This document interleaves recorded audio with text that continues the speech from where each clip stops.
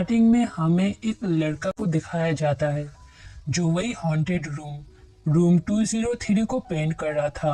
Paint करते वक्त उसे एक होल दिखाई देता है जिसे भरने की वो कोशिश करता है तो वो होल बंद नहीं हो पा रहा था, जिस वजह से होल को वॉलपेपर से कवर करना पड़ता है। लेकिन कवर करते वक्त उस लड़के को होल के अंदर से एक नेकलेस मिलता है, साथ ही में उसके हाथों पर खरोच की निशान अपने आप आ जाती है, जिसे लेकर उसे कुछ समझ में नहीं आ रहा था। लेकिन रात के वक्त उसकी गर्लफ्रेंड उससे मिलने के लिए आती है तो वो लड़का अपनी गर्लफ्रेंड को वही नेकलेस गिफ्ट करता है, फिर पहना भी देता है जो कि होल से मिला था। फिर उसी रूम के अंदर विंडो के ऊपर क्रीपी टाइप का पेंटिंग नजर आती है जिसे वो अपनी गर्लफ्रेंड को दिखाने लगता है। तभी वो लड़की अजीब तरह से हरकत करने लगती है, फिर वो नाइफ से अपना गला काट लेती है जिससे कि उसकी डेथ हो जाती है। और बस यहीं पर सीन कट होकर हमें एक लड़की को दिखाया जाता है जो कि कॉलेज स्टूडेंट है जिसका नाम किम है, जो अपने दोस्त इजी के साथ रहने का फैसला करती है, जिसके लिए वो दोनों रूम को रेंट पर ले चुकी थी। दोनों दोस्त अपार्टमेंट में आती है। यह वही अपार्टमेंट है जहां पर स्टार्टिंग वाला हादसा हुआ था। हम देखते हैं कि जब ये दोनों वहां पर आती है तो वहां का ऑनर रूम दिखाता है जो कि रूम नंबर 203 था। ऑनर रूल और रेगुलेशन बताते हुए नीचे बेसमेंट में जाने को मना करता है, फिर पैसे लेते हुए वहां से चले जाता है। तो अब रात को किम अपने रूम में वही होल को देखती है जिसे कभी बंद नहीं किया जा सकता है। तो किम होल को देखकर बड़ी सी मिरर के जरिए होल को छुपा देती है। फिर इजी के पास आती है जो कि अपसेट थी क्योंकि हाल ही में उसकी माँ का डेथ हुआ है, जिस वजह से अपसेट थी। तो किम उसका मन बहलाने के लिए उसके साथ थोड़ा टाइम स्पेंड करती है। फिर अगले ही सुबह इजी का नजर वही होल पर पड़ती है जो पहले से थोड़ी बड़ी हो गई थी। तो इजी बिना कुछ सोचे समझे उस होल में हाथ घुसा देती है। फिर अचानक से ही उसका हाथ कोई खींचने लगा था जिसे देखकर किम पैनिक होने लगती है। तो इजी हंसते हुए बताती है कि ये बस मजाक था, लेकिन उसके हाथ में वही नेकलेस को हम देखते हैं जो वो लड़का अपनी गर्लफ्रेंड को गिफ्ट किया था। फिर वो दोनों ही मारे गए। अब यहाँ पर इजी को ये नेकलेस मिलती है तो वो बिना कुछ सोचे समझे उसे पहन लेती है। फिर रात को इजी और किम को बार में देखते हैं जहाँ पर उसे दो लड़का मिलता है। एक लड़का किम के साथ बदतमीजी करने लगता है तो इजी उसे एक पंच मारते हुए वहां से भाग निकलती है। फिर घर आते ही किम अपने रूम में चले जाती है। वही इजी उस लड़के के साथ थी। इजी काफी ड्रंक थी तो वो बेहोश हो जाती है। फिर वो लड़का उस विंडो को देखने लगता है, तभी उसके पीछे से किसी को गुजरते हुए हम देखते हैं जो उस लड़के को नाइफ से स्टैब करके मार दिया था। और बस यहीं से सीन सुबह में शिफ्ट होती है जहां पर इजी किम को बताती है कि वो लड़का बिना गुड बाय किए वहां से चले गया है, जिस पर ये दोनों ज्यादा ध्यान तो नहीं देती है। लेकिन जल्दी किम को याद आता है जिसका आज ओरिएंटेशन था, जिसके लिए किम लेट हो चुकी है। तो भागते हुए किम कॉलेज आती है लेकिन गेट बंद हो चुका था। तभी उसे एक लड़का मिलता है जो किम के ओरिएंटेशन में मदद करता है। फिर बातों के बीच में किम इजी के बारे में बताती है जो अपनी माँ के मरने के बाद परेशान सी रहने लगी है। वो बहुत ज्यादा ही ड्रिंक करने लगी है, उसकी लाइफ आसान नहीं है। तो मैं उसके लाइफ से इंस्पायर होकर एक बुक लिखना चाहती हूँ जिसके लिए प्रोफेसर की जरूरत होगी। तो ये सुनकर वो लड़का जिसका नाम लैन है वो मदद करने का बात करता है। दोनों की अच्छी खासी दोस्ती हो जाती है। फिर रात को जब किम घर आती है तो उसे विंडो के सामने म्यूजिक बॉक्स दिखाई देता है। फिर बुक पर कुछ काम करते हुए सो जाती है। लेकिन आधी रात को जब किम का आंख खुलता है तो वो उस होल के अंदर किसी का हाथ बाहर आते हुए देखती है जो कि एकदम से गायब हो जाती है। ये देखकर किम को कुछ समझ में नहीं आ रहा था कि आखिर यहाँ पर हुआ क्या है, वो क्या था। लेकिन इसी वक्त जोर जोर से कोई दरवाजा पिटने लगता है। तो जब किम दरवाजा खोलती है तो उसके सामने इजी थी जो अपना सर को दरवाजे पर मार रही थी, जिसकी वजह से उसके सर से खून आने लगती है। असल में इजी को नींद में चलने की बीमारी थी तो किम उसे अपने साथ सुला लेती है। फिर अगली ही सुबह किम इजी से कल रात वाले सीन के बारे में पूछती है, जिस पर इजी बताती है कि उसे नींद में चलने की बीमारी है। इजी इस वक्त बिल्कुल ठीक थी। उसके सर पर जो चोट लगी थी वो बिल्कुल ठीक हो चुका था, यानी कि जख्म का बिल्कुल एहसास नहीं था, जिस पर किम ध्यान तो नहीं देती है। फिर इजी बताती है कि उसे कल बार में कास्टिंग डायरेक्टर जिसका नाम सैंडी है वो मिली है, जो उसे रोल देने वाली है। ये सुनकर किम इसके लिए काफी खुश होती है। फिर अपने बारे में बताती है जिसको लैन नाम का लड़का मिला है, जिसके साथ डेट पर जाने का भी सोच रही है। फिर थोड़ी देर बाद ही इजी ऑडिशन के लिए निकल जाती है। वहीं किम उस होल को देखती है जो पहले से थोड़ा और बड़ी हो जाती है, तो किम मिरर से फिर से होल को कवर कर देती है। फिर इसके बाद ही किम लैन के साथ थोड़ा टाइम स्पेंड करती है। फिर वो अपने घर आ जाती है, जहाँ पर ऑनर किम को देखकर अजीब सा बिहेव करने लगा था। फिर इसके बाद किम अपने पेरेंट्स को कॉल करने लगती है, तो तभी वो मिरर नीचे गिरकर टूट जाती है। तो किम उसे साफ करने वाली ही थी, तभी इजी को देखती है जो सैंडी के साथ घर आती है, जिसे देखकर किम अपने रूम का दरवाजा बंद कर लेती है। फिर आधी रात को जब किम का नींद टूटता है तो वो इजी को देखती है जो कहीं जा रही थी। पीछा करने पर किम बेसमेंट में आती है, जहाँ पर इजी नहीं थी, लेकिन जल्दी उसे फिर से इजी दिखाई देती है। फिर से पीछा करने पर उसे इस बार इजी मिलती है, जो कि म्यूजिक बॉक्स को लेकर खड़ी थी। अब यहाँ पर किम को लगता है कि इजी नींद में चल रही है, लेकिन जब उसे होश में लाया जाता है तो इजी एकदम से कांपने लगती है। उसे खुद पर कंट्रोल नहीं था, जिसके वजह से वहीं पर टॉयलेट कर देती है। तो अब किम को उसे संभालना पड़ता है। फिर अगले ही दिन इसी के बारे में किम लैन को बताती है, जिसे ये बात नॉर्मल नहीं लग रही थी।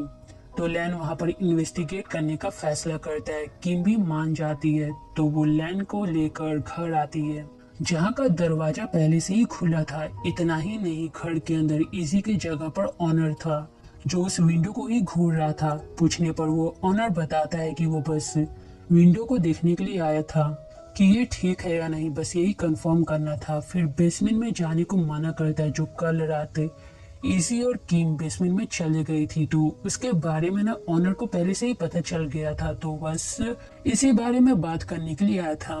फिर ये सब कहते हुए वहां से चले जाता है। अब यहाँ पर किम को ये इंसान काफी वियर्ड लगता है, क्योंकि बिना परमिशन घर के अंदर घुस आया, फिर अच्छे से बात तक भी नहीं करता है। तो इसी वजह से किम हमेशा उसे चिढ़ा करती थी।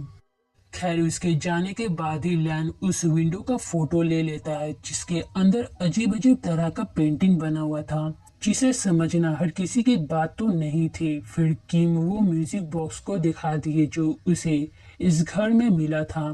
तभी वहां पर इजी आती है, जो कि उदास थी, क्योंकि ऑडिशन लेने के लिए सैंडी नहीं आई थी, जिसकी वजह से उसे काफी बुरा लगता है।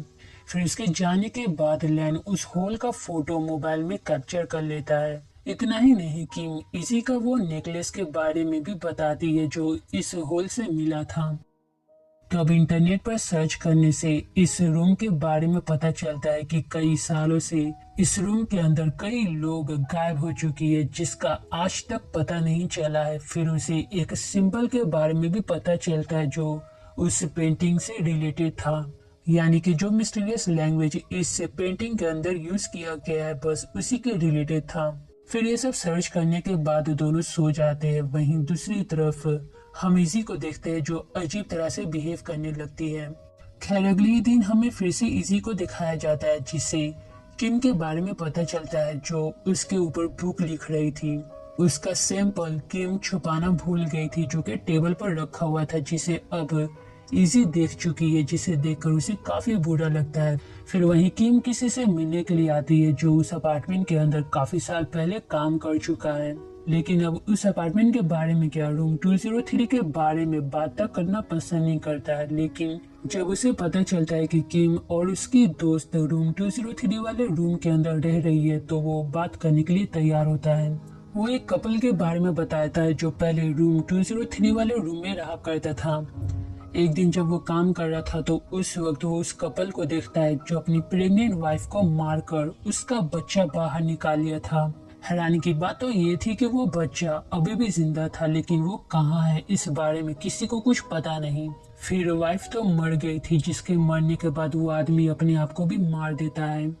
यहाँ तक कि उस रूम में रहने वाले हर कोई रातों रात गायब हो जाती है, जिसके बारे में किसी को कुछ पता तक नहीं चला करती है।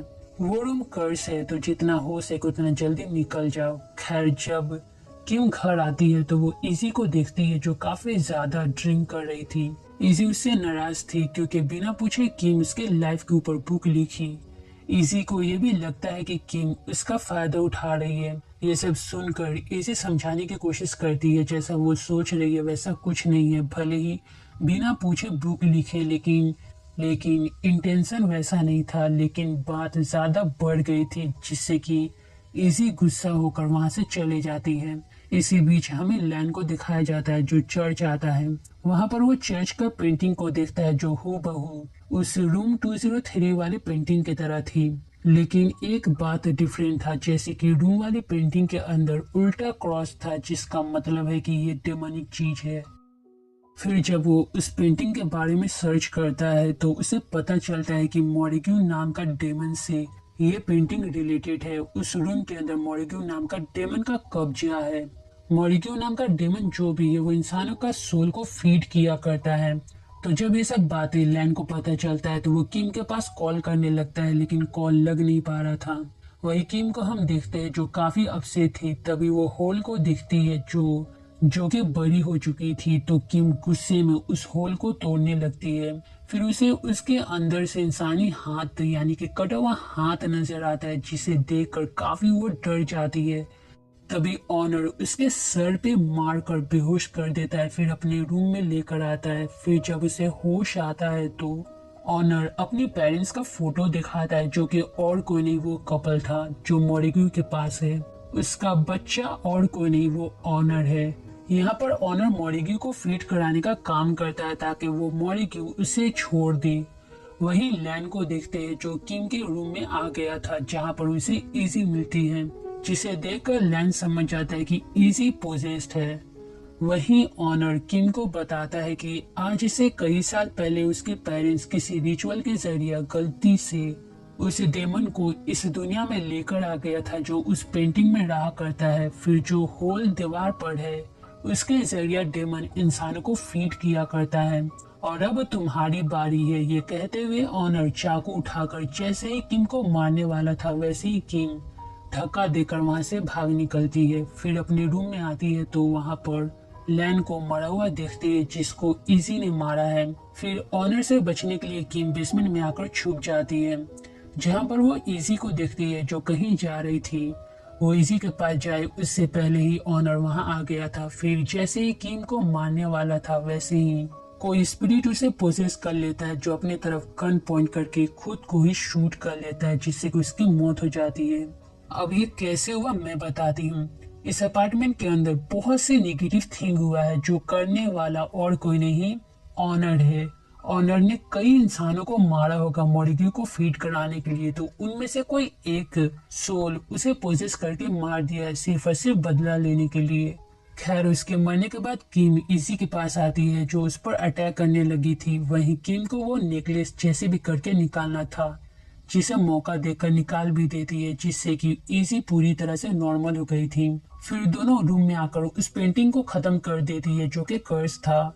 फिर इसके बाद ही मेडिकल टीम जख्मी किम को अपने साथ ले जाती है। इजी की जान भी बच जाती है। दोनों की दोस्ती पहले से भी ज्यादा गहरी हो चुकी थी। दोनों को भरोसा था कि ये सब खत्म हो चुका है, लेकिन हमें फिर से वो पेंटिंग दिखाया जाता है जिसके अंदर वो डेमन मॉरिग्यू मौजूद था, यानी कि ये कर्स अभी भी खत्म नहीं हुआ है।